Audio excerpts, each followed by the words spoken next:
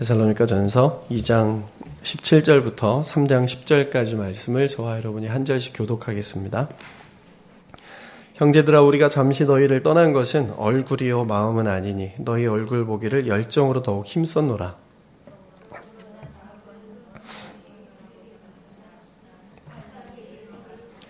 우리의 소망이나 기쁨이나 자랑의 면류관이 무엇이냐? 그가 강림하실 때 우리 주 예수 앞에 너희가 아니냐? 이러므로 우리가 참다 못하여 우리만 아덴에 머물기를 좋게 생각하고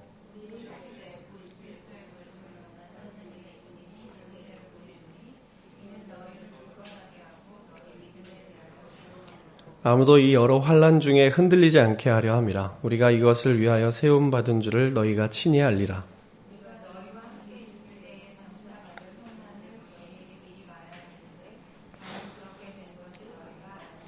이러므로 나도 참다 못하여 너희 믿음을 알기 위하여 그를 보내었노니 이는 혹 시험하는 자가 너희를 시험하여 우리 수고를 헛되게 할까 함이니.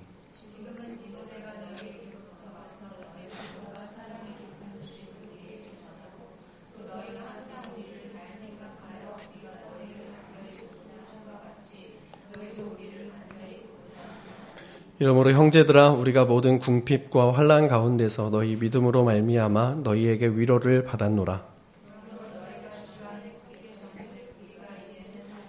우리가 우리 하나님 앞에서 너희로 말미암아 모든 기쁨으로 기뻐하니 너희를 위하여 능히 어떠한 감사로 하나님께 보답할까?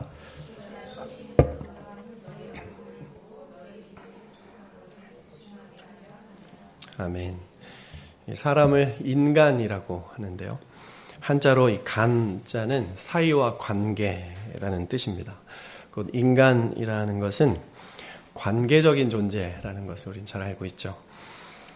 인간의 삶은 관계로 시작해서 관계로 끝난다고 할 수 있는데, 이 관계가 좋다 나쁘다라고 하는 걸 다른 말로 사이가 좋다 나쁘다 이렇게 표현할 수 있죠.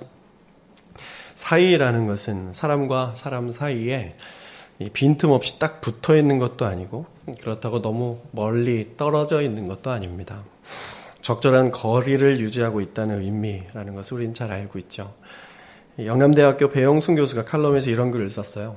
통상적으로 관계의 개념은 찰떡궁합과 같이 이상적인 이런 관계로 생각을 하는데, 이 찰떡궁합은 빈틈이 없는, 거리가 없이 딱 붙어 있는 관계인데 그것은 사이가 좋은 것이 아니라 사이가 없는 거다 이렇게 표현을 합니다. 인간관계라는 것은 서로의 적절한 거리를 유지하는 것, 일정한 거리를 유지하는 게 아주 이상적인 것인데, 이 사이가 좋다라는 것은 다른 것이 아니라 인간의 관계에서 각자의 몫이 있다는 것을 인정하는 것입니다. 각자 판단하고 결정하고 행동할 수 있는 그 나름의 여지를 둔다는 거예요. 내가 다 하려고 하는 게 아니죠. 예를 들어서 어떤 주제를 가지고 우리가 토론을 하거나 일을 하는 과정에서 아무리 내 생각이 옳고 내 방식이 맞다고 해도 내가 할 도리, 내가 할 바를 다 하고 그 나머지는 상대방이 결정할 수 있도록 여지를 주는 것. 그 선을 넘으면 위험한 것입니다. 상대방이 내 생각에 동의하는가 동의하지 않는가, 내 방식을 채택하는가 아닌가 하는 것은 상대방이 스스로 결정하고 선택할 몫이라는 거예요. 그래서 이 세상살이가 내 맘 같지 않다라고 말하는 것입니다. 내가 상대방의 몫을 좌지우지할 수 없는 거죠. 그 사람의 인생을 대신 살아줄 수도 없습니다. 믿음도 마찬가지입니다. 저 사람의 믿음을 내가 대신 믿어줄 수 없는 것입니다. 내 생각대로 저 사람이 이렇게 좀 움직여줬으면 좋겠는데 그러기가 쉽지 않은 거예요. 이것은 우리 가정이나 우리 자녀들 마찬가지입니다. 이 세상에 내 뜻대로 되는 것은 하나도 없어요. 각자가 해야 할 몫에 대해서는 여지를 남겨둬야 된다는 것. 상대가 내 생각에 동의하지 않고 내 방식을 따라주지 않을 때 내 뜻을 자꾸 관철시키려고 노력하기보다는 그 사람이 해야 할 몫에 대해서는 여지를 남겨두는 것이, 이것이 아름다운 관계 형성의 방법이다 이렇게 말씀합니다. 정말 그 사람을 소중히 여긴다면 그 사람의 몫을 침범하지 않는 것이 관계를 건강하게 지속시켜 나갈 수 있는 방법인 거죠. 그렇지 않고 어쨌든 상대방이 내 뜻대로 나를 따르도록 하기 위해서 어떻게 해서든지 내 방식을 관철시키는 것. 이것은 사이를 없애려고 하는 것인데 이건 결코 그 사람을 위한 것이 아닙니다. 그것은 내 욕심과 내 마음과 내 기분대로 모든 것을 끌고 가고 싶은 헛된 집착이다. 그것 때문에 오히려 사이가 나빠진다. 그런 헛된 집착 때문에 관계가 상하게 되고 스스로도 분노하고 그냥 슬퍼지는 거예요. 그리고 또 해야 할 일들을 자꾸 그런 것들 때문에 놓쳐버리게 되고 그런 것에 에너지를 너무 많이 쏟아버려서 정말 중요한 것들을 해내지 못하는 일들이 많이 있습니다. 결국 상대방의 몫을 인정하려 하지 않는 주제넘은 욕심이 스스로를 불행하게 만드는 것이다 할 수 있어요. 이것은 하나님이 우리에게 주신 자유의지와도 같습니다. 우리는 하나님의 뜻과 계획 가운데 살아가지만 결코 로봇가 아닙니다. 우리에게 하나님께서 자유의지를 주셨고 우리가 우리의 몫을 잘 선택하고 결정해 나아갈 수 있도록 여지를 주셨어요. 아름다운 관계를 위해서. 세상에는 관계의 밀도를 깊게 하는 이 세 가지 보편적인 척도가 있죠. 혈연이 있고 지연이 있고 학연이 있습니다. 그 중에서 가장 끈끈한 게 혈연이라고 할 수 있는데 예수를 믿는 사람들 사이에는 이 혈연 중에 혈연이 있습니다. 예수 그리스도의 보혈로 맺어진 그 가족 공동체. 이것보다 뜨겁게 사랑하고 끈끈한 관계는 없는 거죠. 복음 안에 감춰진 이 비밀 중에 하나인데 예수를 믿는 사람들만 이것에 동의하고 아멘할 수 있습니다. 주님 안에서 만나는 관계는 이 하나님 나라 건설에 협력하기 위해서 우리를 다 이렇게 교회로 모여주신 건데 우리 각자의 은사를 가지고 서로 합력하여 선을 이루기 위해 만나는 거죠. 이 만남이 정말 귀해요. 이 관계는 육신적인 혈연보다 더 친밀합니다. 우리의 친지, 심지어 가족보다도 더 깊은 것들을 나눌 수 있는 것이 교회 안에서 만나는 그 형성된 공동체예요. 이렇게 친밀한 공동체가 있다금씩 물리적으로 서로 떨어져 지내는 시간들이 있잖아요. 여러 이유로 이사를 가거나 이민을 가게 되는 경우가 있는데 참 마음이 이럴 때 슬픕니다. 요즘은 그래도 인터넷만 연결되면 세계 어디에 있든지 음성통화나 영상통화까지 자유롭게 할 수 있는데 그걸로 다 해소가 되지는 않아요. 만나고 싶습니다. 바울은 데살로니가 교인들을 어쩔 수 없이 떠나게 되었죠. 자발적으로 떠난 게 아닙니다. 2차 전도여행 때 유대인들이 핍박 때문에 이곳을 어쩔 수 없이 한 3주 정도밖에 사역을 못하고 떠나게 되었어요. 그리고 바울은 이렇게 오늘 말씀에 계속 이어서 말합니다. 17절을 보면요. 형제들아 우리가 잠시 너희를 떠난 것은 얼굴이요 마음은 아니니 너희 얼굴 보기를 열정으로 힘써노라. 영적으로 어린아이와 같은 데살로니가 교인들을 향한 이 바울의 마음이 이 문장에 고스란히 담겨져 있어요. 2장 전반부에 보면 바울은 자신이 그들에게 아버지처럼 내가 너희에게 유모처럼 너희들을 품고 사랑하고 있다 이렇게 표현을 해줬는데 자식과도 같은 그들에게 이제 갓 태어난 것과 같은 그 데살로니가 교인들에게 내가 너희를 떠난 것은 얼굴이요 마음은 아니다 이렇게 표현하는 거예요. 이 말씀에서 저는 담임 목사님의 마음을 헤아려 보게 되었어요. 어찌 그렇게 말씀 본문이 우리 교회의 이 상황과 딱 맞는지 모르겠다. 개인적으로 은혜를 받았습니다. 주님이 우리를 교회를 사랑하고 계시다는 증거겠죠. 목사님은 바울처럼 핍박을 받아서 떠나신 것은 아닙니다. 안식월을 지내기 위해 잠시 떠나셨는데 안식월을 시작하신 지 이제 3일밖에 지나지 않아서 오늘 바울이 표현하는 것처럼 우리 얼굴 보기를 열정으로 힘쓰기는 아직 아닐지 모르겠지만 우리 목사님의 마음속에는 기숙사에 우리 자녀들을 남겨놓고 홀로 떠나시는 그 부모님의 마음과 같은 것들을 가시기 전에 저희에게 많이 표현을 해주셨어요. 바울은 그들을 보고자 열정으로 힘썼다고 합니다. 그런데 특이하게도 18절에 보면 사탄이 우리를 막았다 이렇게 말을 해요. 1번입니다. 하나님과 함께하는 사람의 길도 때로는 막힐 때가 있습니다. 성도의 앞날에 길이 막히는 이유는 두 가지예요. 길이 막힐 때 우리는 영적으로 분별을 해 나아가는 것이 참 중요한데 그래서 성경이 그래서 우리 인생의 내비게이션이에요. 하나는 하나님이 막으시는 길이 있고요. 또 하나는 오늘 말씀처럼 사탄이 막는 길이 있습니다. 바울은 아시아로 복음을 전하려 가려 했는데 성령이 그곳을 가지 못하게 하고 마게도냐 환상이 보여서 그곳으로 가는 내용이 사도행전 16장에 기록이 되어 있는데 이 일로 말미암아 복음은 이 소아시아, 아시아 지역에만 머무르는 것이 아니라 유럽 전역에 펼쳐지게 되었어요. 그래서 이 대한민국에도 복음이 들어오게 된 것이죠.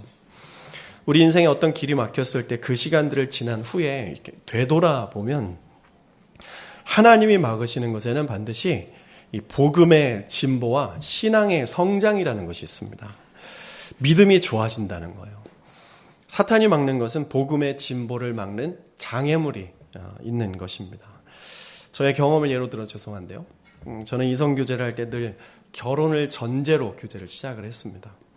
어떤 자매와 교제를 시작하면 항상 첫 질문이 너 사모 될 수 있냐? 이렇게 질문을 했어요. 그래서 사모 될 수 있다. 이렇게 말을 하면 교제를 시작을 하는 거예요. 그러면 교제를 하다가 저희 어머니를 만나게 합니다. 한 번에 관문이 더 있는데 어머니께 이렇게 선을 보이고 어떻게 하면 좋겠습니까? 그럼 어머니는 잠깐 기도하고 말해줄게. 기도를 하시고 교제하면 좋겠다. 교제하지 말아라. 이렇게 말씀을 해주세요. 어머니가 교제를 하지 말라고 하면 저는 반드시 안 합니다.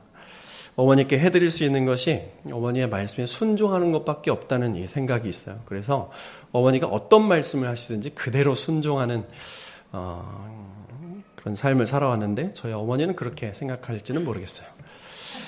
싸움이 일어날 때가 있어요. 교제를 하지 말아라 할 때 저는 교제해도 될 것 같은데 사모가 된다고 했어요. 믿음도 좋아요. 그런데 어머니는 하지 말라고 하는 거예요. 그래서 그런 의견 차이를 조율을 하지 않고 그냥 싸우는 거예요. 서로 의견이 달라서 그렇게 싸우다가 결국은 어머니의 말씀에 순종을 합니다. 제가 생각했을 때는 이 자매가 맞는 것 같아요. 그리고 부모님도 저를 축복해 줄 것 같습니다. 그런데 어머니는 아니라고 하는 거예요. 그 길로 갔으면 아마도 지금 몸은 편했겠지만 마음적으로나 영적으로 많이 나태해졌을 것 같다는 되돌아보니 생각이 되는 거예요. 결국 지금 결혼한 아내를 만나서 가정을 이루게 되었는데 그 과정은 저 개인적인 이 복음의 진보의 기회가 되었습니다. 하나님이 이 과정을 통해서 나를 연단시킨다는 그 확신이 들었어요. 그래서 고난을 뚫고 가보자. 참 긴 고난의 시간들이었지만 그 시간들이 없었으면 지금도 저는 참 많이 부족하지만 목회자로서 정신을 못 차렸을 것 같다. 이렇게 되돌아보게 되었습니다. 우리는 우리의 인생길에서 어떤 막힘이 있을 때 이것을 영적으로 잘 분별해 나가야 됩니다. 우리 인생길은 막힐 때가 많아요. 앞으로도 막힐 거예요. 천하의 바울도 사탄이 그 길을 막습니다. 이때 이 막힘이 복음의 장애를 가져오는가 아니면 복음의 진보를 가져올 것인가. 이것을 아는 것은 성경 말씀을 알고 있는 그 지식이 필요한 거예요.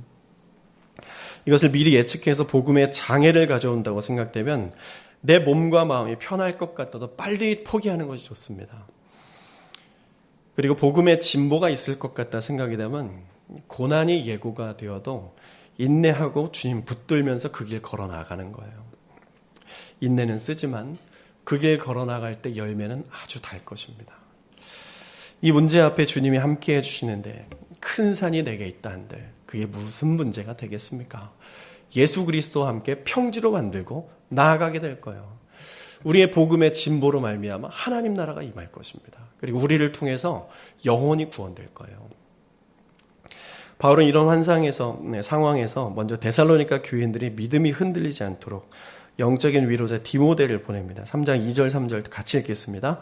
우리 형제 곧 그리스도의 복음을 전하는 하나님의 일꾼인 디모데를 보내노니 이는 너희를 굳건하게 하고 너희 믿음에 대하여 위로함으로 아무도 이 여러 환난 중에 흔들리지 않게 하려 함이라. 우리가 이것을 위하여 세움받은 줄을 너희가 친히 알리라. 2번입니다. 복음은 환난 중에 흔들리지 않게 하는 능력입니다. 바울이 디모데를 보내는데 두 가지 목적이 있었어요. 첫 번째는 데살로니가에 여전히 유대인들의 핍박으로 그 교인들이 고통을 받고 있는 상황에 생명의 말씀, 승리의 말씀, 환난을 뚫고 복음의 진보를 이룰 수 있는 그 복음의 말씀을 디모데를 통해서 전하고 굳건하게 서기 위한 것. 두 번째는 믿음을 위로하는 거예요. 얼마나 힘드냐. 이 어려움 속에서 그 믿음 지켜내는 거 힘든 거 안다. 격려하고 위로하는 거예요. 이 위로를 3절에 한마디로 정리하죠. 환난 중에 너희들 흔들리지 않게 하렵니다. 5절에 보면 나도 참다 못하여 너희 믿음을 알기 위하여 그를 보내었다 이렇게 말씀하는데요. 그들의 믿음이 흔들려서 복음에서 떠나지는 않을까, 믿음을 포기하지는 않을까, 이런 염려가 있는 거예요. 디모데를 보내는 것이 바울에게는 쉬운 일이 아니었습니다. 3장 1절에 보면요, 우리가 참다 못하여 우리만 아덴에 머물기를 좋게 생각하고 디모데를 보낸다 이렇게 말씀하는데요. 바울이 아덴에 홀로 남는다는 것은 바울에게는 시련 그 자체였습니다. 무슬림 나라에 가면 하루 종일 코란이 전국에 울려 퍼지는 소리를 여러분 혹시 들어보셨습니까? 그런 곳에 홀로 믿음을 지키며 살아가는 것 자체가 큰 사역이에요. 그런 곳에서는 복음을 전할 수 없잖아요. 거기서 그냥 사는 것 자체, 믿음을 놓지 않고 살아가는 것 자체가 아주 큰 선교의 사역입니다. 그래서 우리나라에서 아랍 지역으로 선교사를 선별할 때 중점적으로 질문하는 것이 한 가지가 너 거기서 얼마나 버티고 살아갈 수 있냐, 이거 질문하는 거예요. 살아내는 것 자체가 선교인 거죠. 여러분 지금 하나님 붙들 힘 없습니까? 살아내는 것 자체가 선교입니다. 그냥 교회 다니는 것 자체가, 주님께 쓰러지는 것 자체가, 교회로 발걸음을 인도하는 것 자체가 여러분들 선교예요. 여러분의 복음에 진보가 일어날 거예요. 아덴이라는 곳이 그런 지역이었어요. 지금 아테네 지역인데 우상 숭배가 만연한 곳입니다. 눈을 뜨고 있을 때뿐만 아니라 잠잘 때도 계속해서 영적인 방해가 있는 거예요. 꿈속에서 가위 눌리고 영적으로 치열한 싸움을 24시간 해 나아가는 그런 곳입니다. 이런 시련의 장소에서 믿음의 동역자를 보낸다는 것은 바울에게도 쉽지 않은 선택이었어요. 그러나 바울은 그렇게 혼자 외롭게 있는 것보다 데살로니가 교회의 사정을 모르는 것이 훨씬 더 답답했습니다. 2절에 바울이 디모데를 소개한 것처럼 디모데는 그리스도의 복음을 다시 전하고 교인들을 굳건하게 하고 믿음의 위로를 주는 것, 이것에 자신의 삶을 바친 거예요. 나를 포기한 겁니다. 내가 죽는 것보다 그들이 사는 것이 바울에게는 훨씬 더 중요했어요. 이게 그리스도인의 모습이죠. 나는 죽고 예수로 사는 것, 이것이 어떤 것인지 본받을 수 있는 아주 중요한 본문입니다. 바울은 디모데가 데살로니가에 가서 가지고 온 3가지 기쁜 소식을 듣고 아주 행복해하는데요. 그 행복한 소식이 6절에 있어요. 지금은 디모데가 너희에게로부터 와서 너희 믿음과 사랑의 기쁜 소식을 우리에게 전하고 또 너희가 항상 우리를 잘 생각하여 우리가 너희를 간절히 보고자 함과 같이 너희도 우리를 간절히 보고자 한다 하니. 바울이 들은 3가지 기쁨 중에 첫 번째는 고난 중에 있는 데살로니가 교회가 여전히 그 가운데서 믿음을 지키고 있다는 것. 두 번째는 사랑으로 잘 서 있다는 것. 하나님에 대한 사랑뿐만 아니라 목회자였던 바울에 대한 사랑, 그리고 성도 간의 사랑, 더 나아가서 그들을 핍박하고 있는 유대인과 그 지역에 있는 주님을 모르는 이방인들에 대한 그 사랑, 우상 숭배자들에 대한 긍휼까지 있었던 것을 본 것이죠. 세 번째는 어느 날 갑자기 휙 떠나버린 바울 일행을 어떤 이들은 너희를 버리고 갔어. 저들은 가짜 선지자야. 이렇게 말을 하기는 했지만 그런 것들 믿지 않고 여전히 바울을 향해 사랑하는 마음을 표현하고 있고 보고 싶어 하고 있고, 더 감사한 것은 바울의 마음과 이 데살로니가 성도들의 마음이 똑같다는 거예요. 하나님의 소망, 예수 그리스도의 재림의 소망을 가지고 지금 이 고난을 견뎌내면서 복음의 진보를 이루고 있다는 것. 여기 바울이 사용한 기쁜 소식이다라는 단어는 이 복음을 전하다라는 단어 유앙겔리조, 헬라어를 같이 쓰는 건데 복음이죠. 영어로는 good news. 데살로니가 교인들이 믿음으로 잘 서 있다는 이 소식이 예수 그리스도의 복음에 관련된 게 아니잖아요. 이 교인들에 대한 소식이 복음으로 바울이 들었습니다. 바울이 뿌린 이 복음의 씨앗이 열매로 다가온 거예요. 복음의 씨앗의 열매는 무엇입니까? 복음입니다. 예수를 전하였더니 그들이 예수로 살더라. 이 말씀 우리에게 지금 무엇을 말합니까? 우리가 복음이라는 거예요. 교회 공동체의 지체들이 사이가 좋다는 것은 믿음으로 바로 서 있을 때입니다. 여러분이 한 교회에서 하나님을 뜨겁게 예배하면 그것 자체가 기쁜 소식이에요. 그것이 복음입니다. 지난주에 전도를 하면서 집사님 두 분과 그런 대화를 나눴어요. 우리 같은 죄인이 어찌 예수를 전하며 이렇게 살 수 있게 된 것일까? 그 대화 중에 저는 눈물이 핑 돌았습니다. 그렇지. 어떻게 우리가 복음의 은혜를 알고 예수가 복음이다. 예수가 나의 전부다. 그리고 이 예수를 믿어야 구원을 받을 수 있다. 예수를 믿어야 생명을 얻을 수 있습니다. 이렇게 전하는 자리까지 나올 수 있었을까? 정말 은혜다. 이 비밀을 아는 것 자체가 감격이었습니다. 데살로니가전서 1장 3절에 보면 너희의 믿음의 역사와 사랑의 수고와 우리 주 예수 그리스도에 대한 소망의 인내를 우리 하나님 아버지 앞에서 끊임없이 기억한다. 이렇게 말을 하는데요. 1장 3절의 이 모습이 환난 중에도 바울이 떠난 중에도 여전히 지속되고 있었습니다. 데살로니가전서 첫 강해 때 제가 이 말씀에 대해서 이 믿음의 역사라는 것은 전적으로 하나님께서 주신 선물이다 이렇게 말씀을 드렸고, 사랑의 수고는 자신의 피곤함을 상관하지 않고 수고를 떠맡는 것이다. 소망의 인내는 예수 그리스도의 재림에 대한 소망이 확실하기에 현재 나의 고난은 장차 우리가 마주할 영광에 비할 수 없도다. 이렇게 말씀을 드렸습니다. 그들은 목회자가 없어도 이 믿음 더욱 굳세라. 주가 지켜주신다. 믿음의 역사와 사랑의 수고와 소망의 인내를 계속해 나아갔습니다. 이 기쁜 소식 복음을 전해 들은 바울은 큰 위로를 받았어요. 7절 8절 봅니다. 이러므로 형제들아 우리가 모든 궁핍과 환난 가운데서 너희 믿음으로 말미암아 너희에게 위로를 받았노라. 그러므로 너희가 주 안에서 굳게 선즉 우리가 이제는 살리라. 메시지 성경은 8절을 이렇게 번역해요.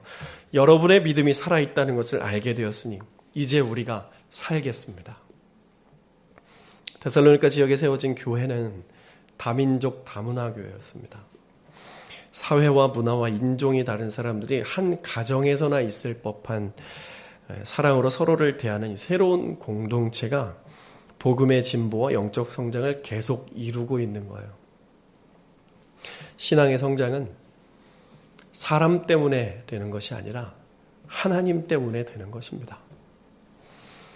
어떤 신학자는 이건 세상이 전에는 한 번도 목격한 적이 없는 완전히 새로운 어떤 것을 시작하는 하나님의 극적인 사역의 표지였다. 데살로니가 교회를 두고 그렇게 표현을 했어요. 또 이건 예수 그리스도 안에서 성령을 통해 살아계신 하나님이 참으로 역사하고 계신다는 증거입니다. 데살로니가 교인들이 괜찮은 사람들이 아니었던 거예요. 그 안에도 문제가 많았어요. 그러나 그 교회는 성령께서 살아 역사하심을 인정하는 것은 동일했습니다.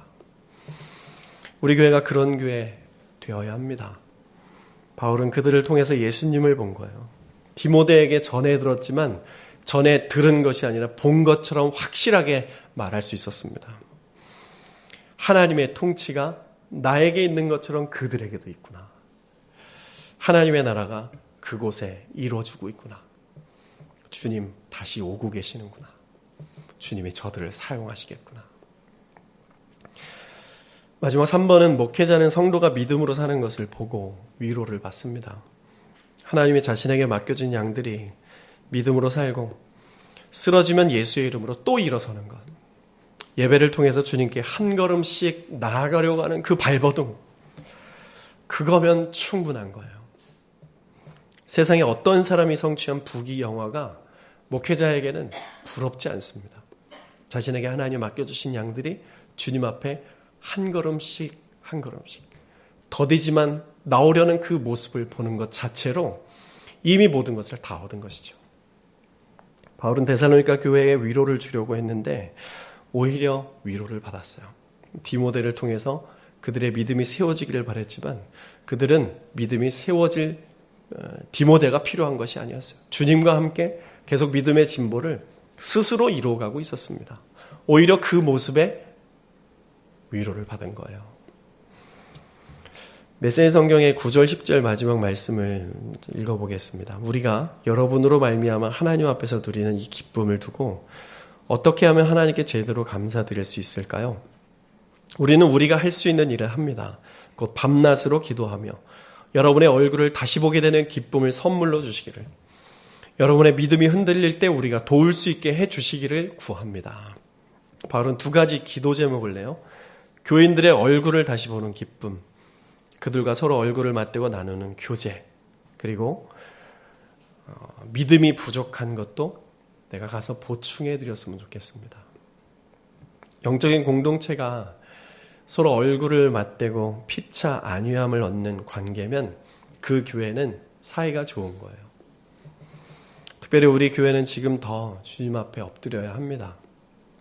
마지막으로 2장 17절 말씀을 다시 보면요.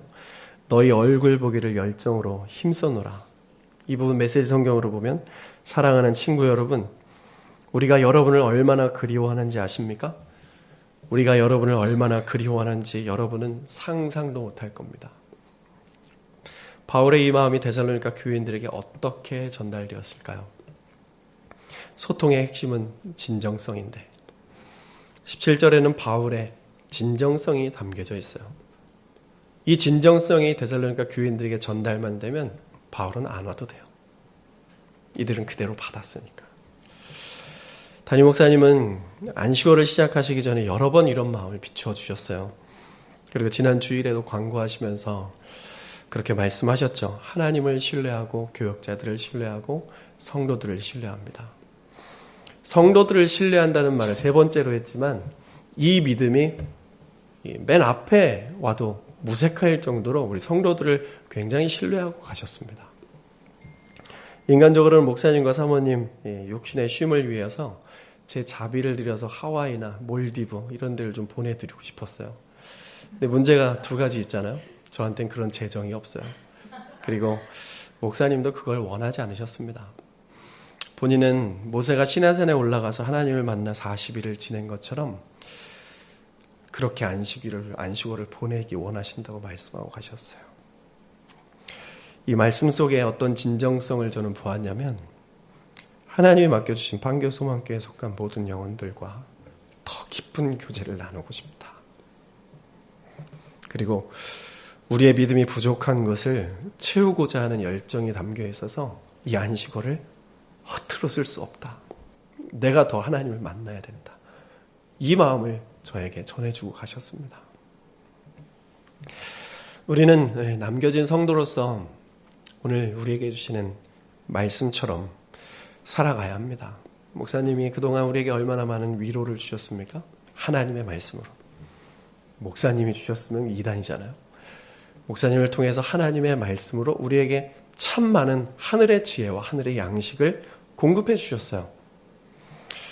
우리도 목사님에게 그런 위로가 되는 이 40일이 되었으면 좋겠습니다. 하나님을 향한 믿음과 목회자와 성도 사이에서, 그리고 우리 성도와 성도 사이에서, 더 나아가 성도와 지역 주민들과 우리의 사랑과 정을 나누면서 이 환난 중에 흔들리지 않고 주님 기뻐하신 선택들을 해 나가는 것이 참 중요하죠. 우리 안에 서로 위로하고 위로받는 은혜가 넘쳐야 합니다. 우리가 주는 위로는 값싼 세상적인 위로가 아니에요. 어제 중보기도를 마치고 카페에서 우리 여 집사님들께서 이렇게 모여 계셨는데 웃으면서 그렇게 말씀하시더라고요. 목사님 안 계시니까 우리가 교회 지키러 왔어요. 이게 값싼 위로가 아니었어요. 저에게는 그렇구나. 하나님께서 목사님을 통해서 저에게, 교역자들에게 비춰주신 그 마음이 정확하구나. 주님이 우리를 부르시고 이곳에 하나님 임재를 떠나지 않도록 계속 기도하게 하시는구나. 복음 안에서 나누는 더 높은 차원의 위로가 우리에게 필요하고, 그렇게 아름다운 교회가 우리 교회가 되어서 하나님께서 더 쓰시기에 편한 그릇이 되었으면 좋겠습니다. 기도하겠습니다. 우리 다 같이 찬양하겠습니다.